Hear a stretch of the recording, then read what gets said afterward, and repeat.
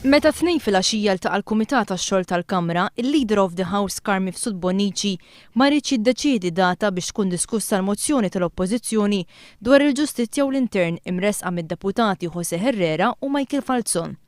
F'Diċembru li għadda iżda kien intlaħaq qbil fil-Kumitat tax-Xogħol tal-Kamra li l-mozzjoni tkun diskussa sa naħar ta' Jannar. Jannar nibdewhom daw, però ma stajlix id-data issa nagħtilek issa. Però biex qed titlob data ma jiena rrid ngħidu. Il-dana salaħa ta' Jannar rridu jiġu diskussi.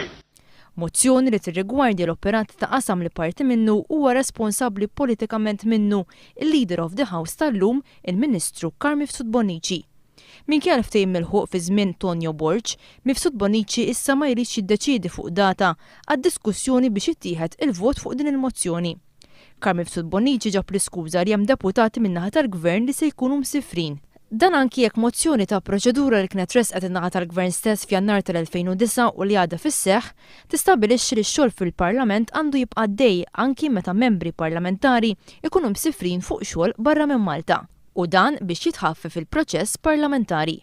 Illum insibu li wara li għamel dik il-mozzjoni biex kun jista' jsifru l-membri u l-ministri, illum qed jgħid illi ma jistux jisifru u għalhekk ma jistax jitina data. Meta dik il-mozzjoni ta' proċedura li għamlu huwa stess għadha tot, għandu faċilità jifri jista' jagħmel ix-xogħol jposer biex ix-xogħol, allura kull met jagħmel huwa skuża u dan ma jawgurax tajjeb għall-Parlament.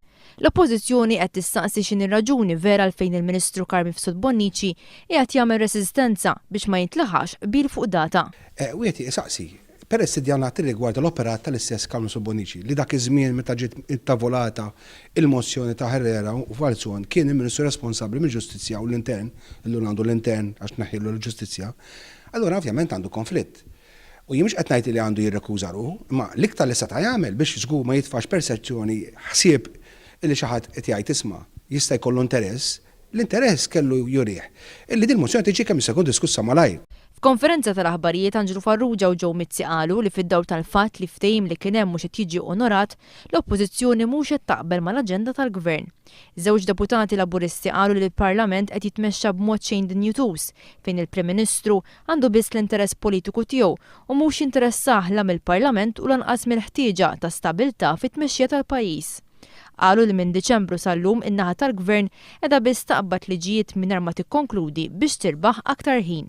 Il-mod kif il-Parlament qed jitħalla imdendel jgħid il-Partit Laburista qed iżid ħafna aktar l-instabbiltà demokratika fil-pajjiż.